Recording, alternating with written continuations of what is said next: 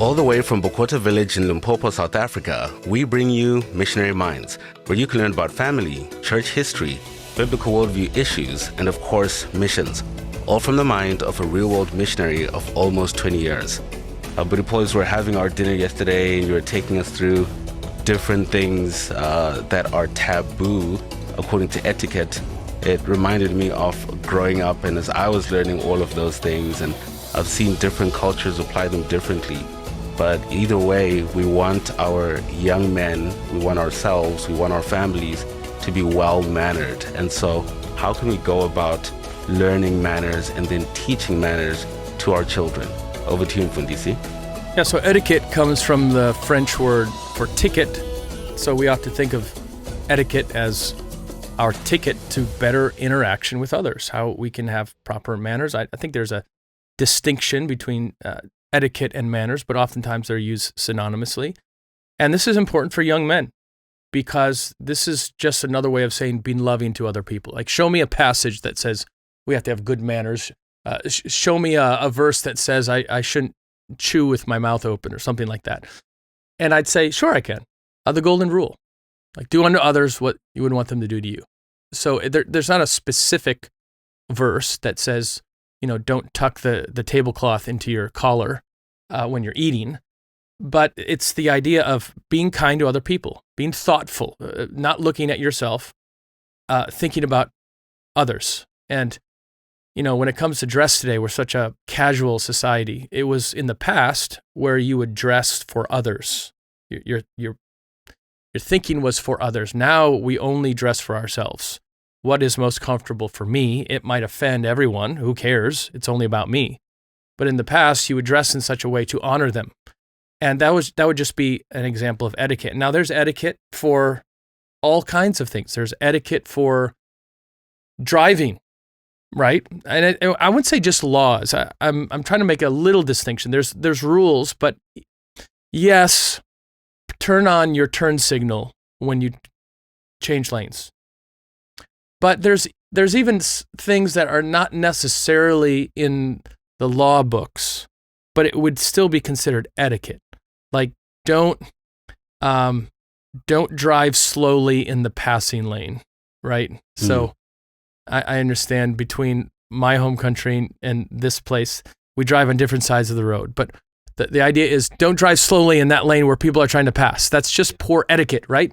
So there's rules for that. There's etiquette for even things like being in an elevator, right? Mm-hmm. It's like, here we are going up to the 16th floor and you got your face 5 inches from the guy next to you and you're staring at him. Okay, so young men need to be taught this. And the problem is young men think of masculinity often only in terms of brawn.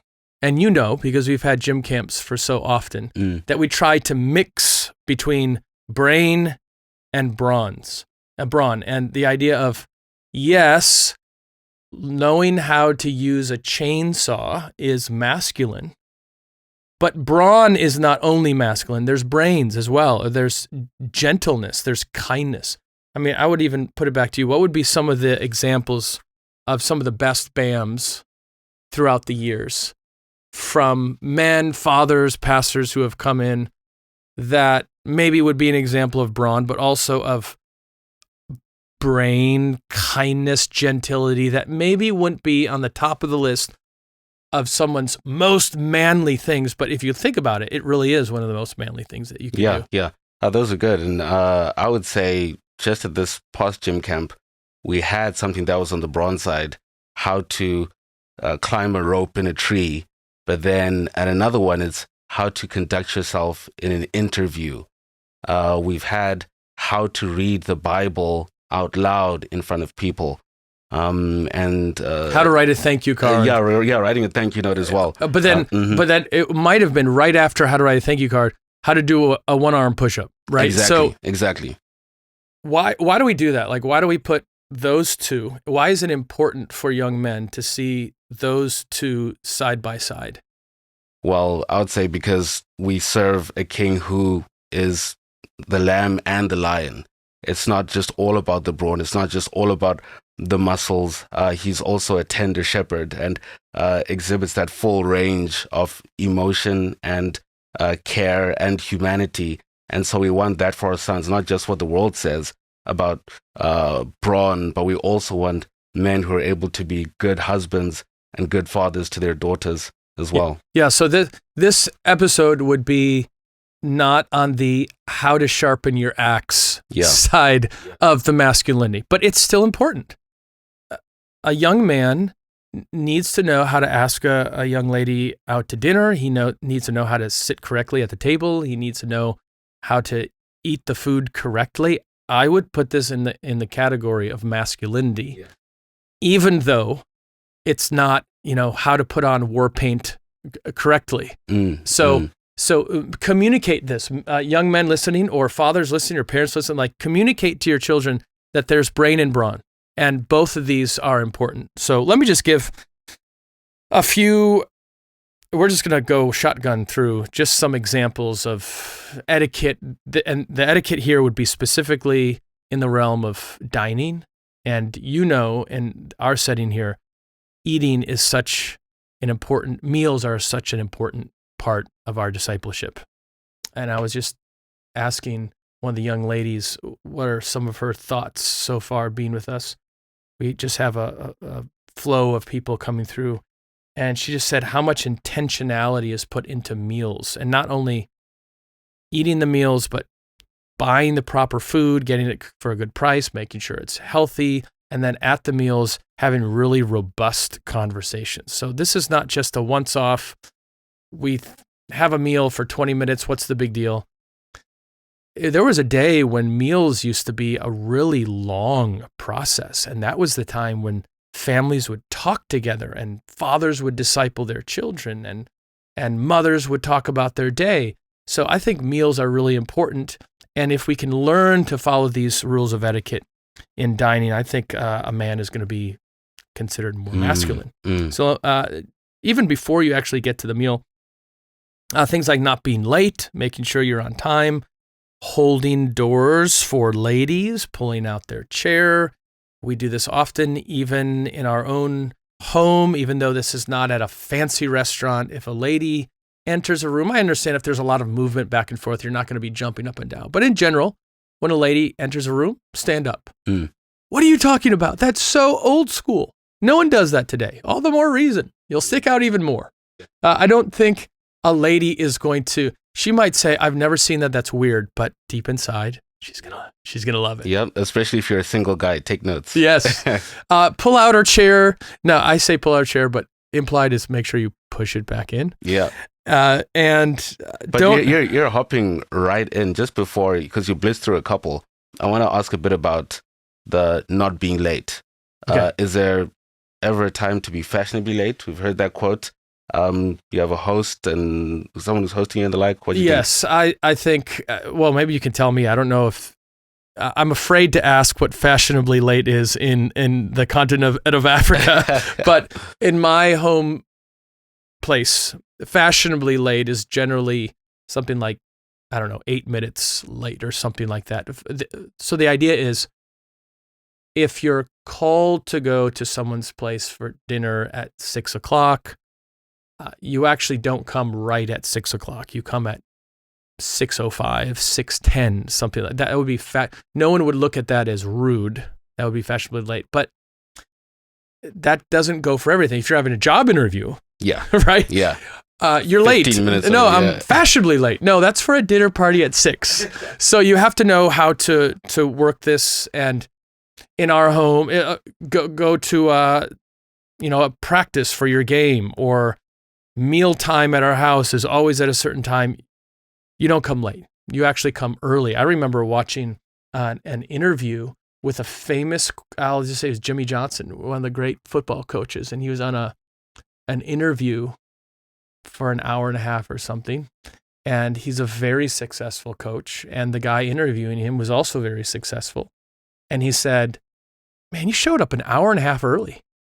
And he said, "Oh, I do that all the time." He's very sharp, he's very wealthy, he's very successful. I do that all the time. Like I want to make sure I'm not late. I want to make sure I'm ready. And I thought, wow, this is a guy who's got so much going on and he shows up an hour and a half early.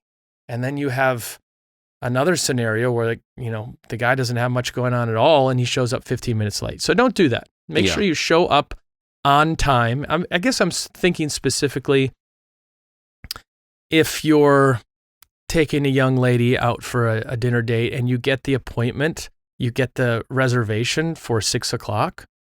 Well, don't show up at 6:30 and then you lose, the reservation. So make sure that you're on time. You gave an example of maybe one exception of fashionably late, but 95% of the time, be 15 minutes early. Because that is a unique circumstance where your host is whipping up a big meal and your wife or the wife needs time to get the muffins out of the oven and take off her apron and spruce out her makeup before coming to dinner. So you're getting there gracefully and it's on time because culturally, the cultural cues, it's acceptable to arrive. Then you're not 15 minutes early when they're still trying to cook everything. And they're like, okay, what were some of the other ones? Spoke about pulling out the chair. Yes, don't enter a room noisily. If you're sitting down for a meal, make sure that you give, if possible, if there's someone who's maybe an invalid or elderly or sick, you want to give one of the best seats to that person. Or maybe even a lady. So think through those things. Men, we should always be, okay, now the host generally sits at the head of the table. And so he's not going to say, I'll just, sit on the ground. But the idea is the young men should generally take the worst seats so that ladies and others can have them. But when it comes to dining, think of the big four. These would be the big four. There's lots of rules when it comes to conversation, eating, etc. But if you can't remember all those, these would be the big four. Number one, pay attention to your hosts or hosts.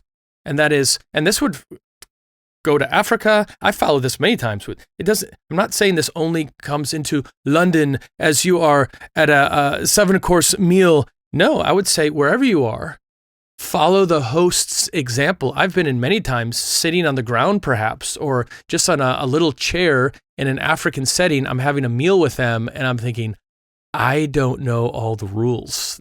Do I eat this first? Do I eat it with my hands? Do I wait for a fork? What about beverages? Like, do I drink the beverage now or later? Can I get up? Can I talk? I'm the type of person that often initiates with conversation. But is it appropriate for me to talk right now? Or do we just all eat in silence? There's a lot of questions.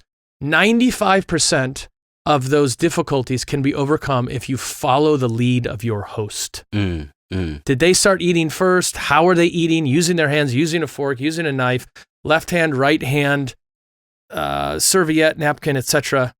In general, follow the example of the host and they'll help you along the way. That's good. Second one would be chew with your mouth closed and don't talk with food in your mouth. I think this is obvious. You would think that it's obvious. I'm looking at you, my sons, right now. They need help with this, which leads into the third one, which is bring your food to your face and not your face to your plate. So you're not scooping it in like you're a bulldozer. And again, I've seen this with my sons. And I hope that my sons will look back and say, Father, thank you so much. I went on a triple date with these 2 other guys and these 3 ladies, and I carried myself like a gentleman, and this was masculine because you taught me how to do this. And then finally, thank you, please, and excuse me.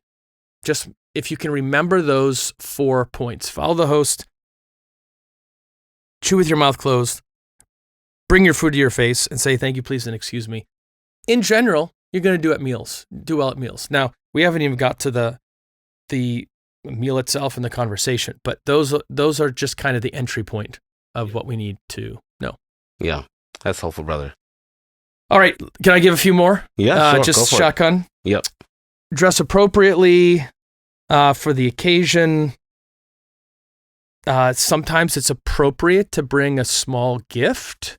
Now, we might be going a little bit extra here, but I've read things like a gentleman never goes empty-handed. So, okay, the Katungas and Schleilines were so close. We're not saying that, but I'm just thinking Luke. Okay, you go to Luke's house.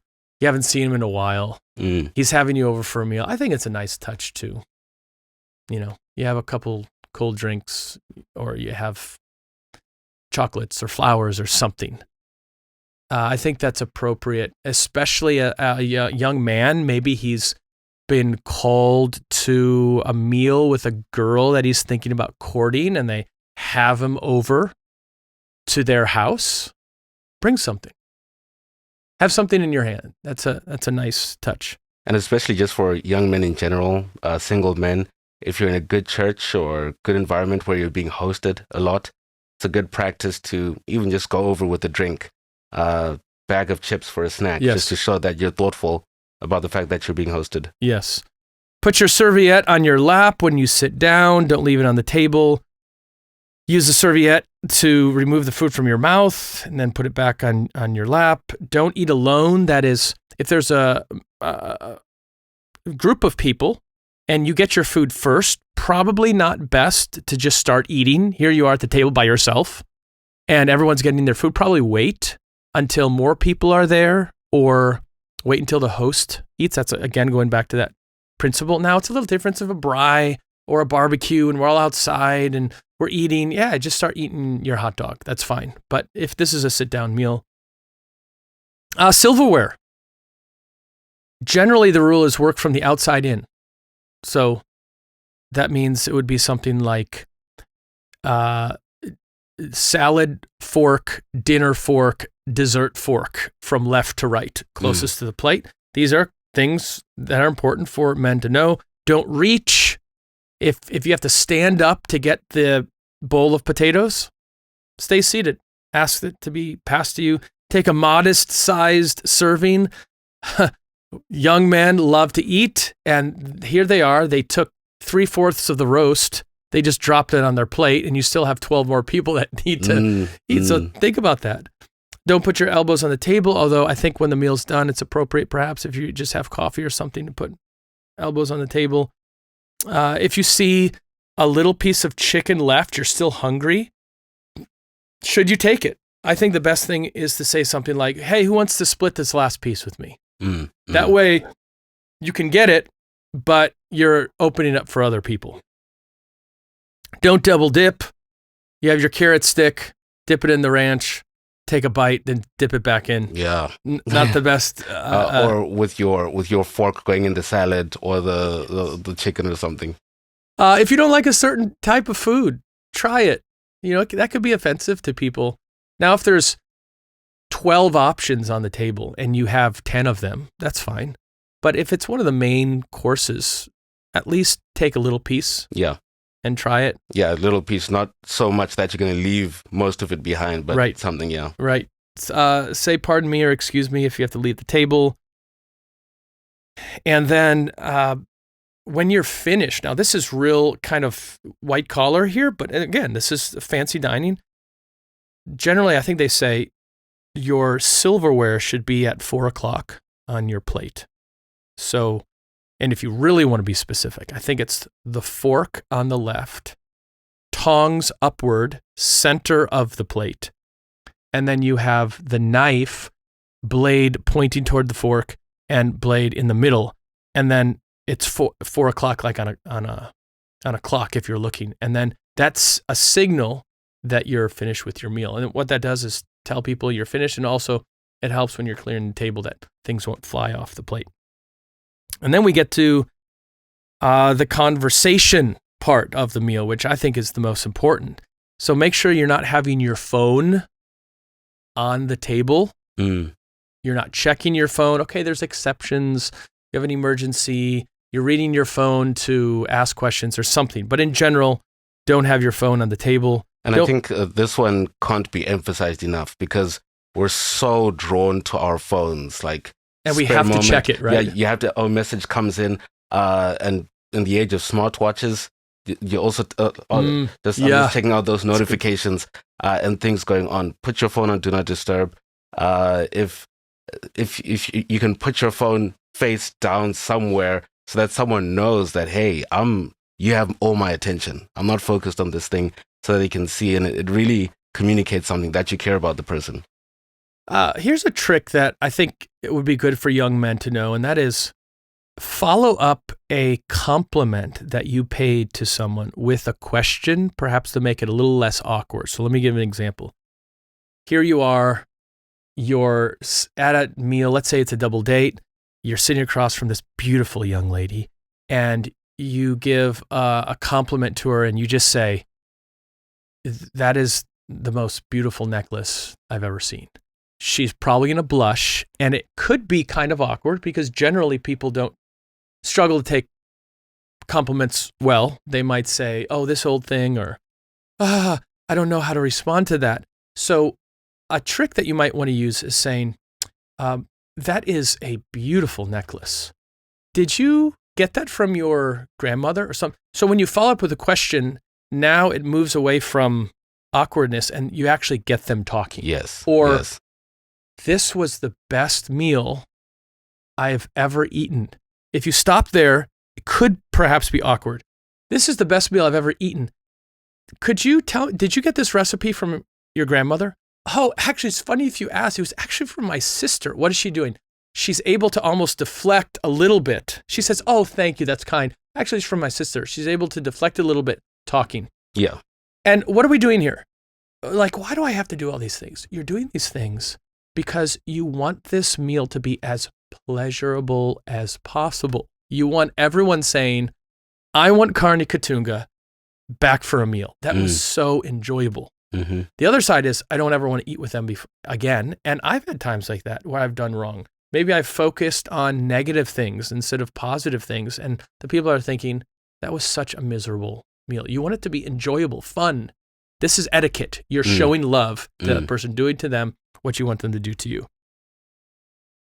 Greet with a smile, eye contact, listen often. You might say things like, "Tell me more." Someone's talking to you. And I've generally seen people aren't great conversationalists. They talk about themselves a lot, or they'll ask a question, and you can tell when the person's answering, that person is already hoping they'll stop so that they can say something. Listen, make eye contact, give non-verbals, give verbals, and then encourage them to talk even more and say, "That's an interesting point. Could you explain that a little bit more?" And before you know it, you're at an hour-and-a-half conversation, and it seems like it's been 5 minutes. Yeah. Could you talk to me a little bit, because you're a good conversationalist? Could you talk to me at all about maybe some dinners that were really awkward? Maybe it's back home. Maybe it's with a brother or sister. Maybe it's with someone at church. It was awkward. It was not enjoyable. And then maybe an example where it was really fun, enjoyable. It was 2 hours and it seemed like it lasted 5 minutes. What was the difference between those two? And before even hopping into that, I really liked that last one about when you're speaking to someone and how you communicate with them in our very distracted age. I think it's very important as well to be able to show someone they matter. So at a busy dinner, you're speaking to someone and something comes up there, or someone comes like, "Hey, can you do this real quick?" You don't just like turn and start speaking to the next person. Like, "Oh, just give me a moment. Please finish your thought," and then continue something just to show honor to the person. So, or before, it's just, if I could jump on that, or if you have to immediately grab it, you can say, "I'm so sorry. I really want to hear what you're saying. Hold that thought. Let me fix this." You fix it, and then you come back and say, "All right, so we were talking about ice cubes." Yeah. Finish that. You just mentioned the ice cubes. Yes. Please continue. Yes. Yeah. I would say dinners or situations where it's generally been awkward is where the host has been unprepared. The host hasn't been leading. The host hasn't been driving conversation. And that's one reason why this episode is even so important, so that young men especially and fathers will know how to use that opportunity of the dinner time to lead, to drive the conversation, to disciple even in that moment. But other than that, if it's just left to being an awkward silence the entire time, that can also be really awkward. And if you're the visitor there, you don't know what to do. It's like, this feels really dry. if you're used to conversation, you're also not wanting to waste the opportunity. It's like, wow, this is such a wonderful opportunity, but you don't know what to do, and it just falls flat in its face. Then the ones which have gone well, and I've learned this from Pastor Tim, from Buddy Seth, and from you, is where there's a lot of water in the tank to then release at different intervals. There's a lot of information. There's a wealth of knowledge to just release so that everyone can drink a bit of this, drink a bit, and then we all have a discussion. Then on to the next thing. So it could be a book that you're reading about. You could have researched some manners and it's like, hey, let's talk about this.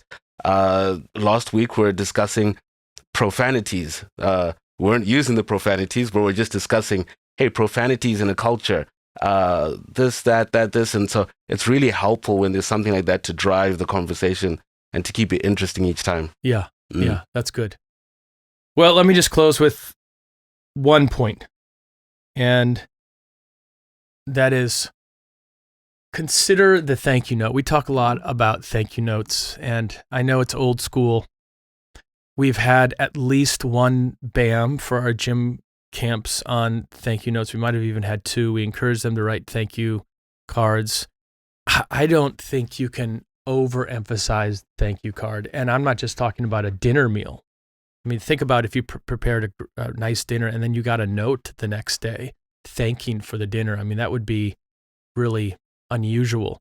But I think you could do it for a lot of things. Maybe to the pastor for his preaching, or maybe you had a job interview. If you're going to a job interview, there's probably 6 people, let's say, that you're competing against. If you already walked into that job interview with a pre-written thank you card, just thanking them for the opportunity to interview for this, and then like as you're walking out, you have it stamped, you drop it in, he's going to get it probably the next day. They're already working through. You don't think that's going to put you to the front? I mean, everyone wore a suit.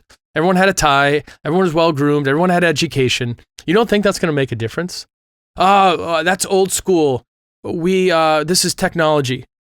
We don't put WhatsApp messages on our refrigerator. We put thank you cards on our refrigerator. So consider that. There's a dearth of that.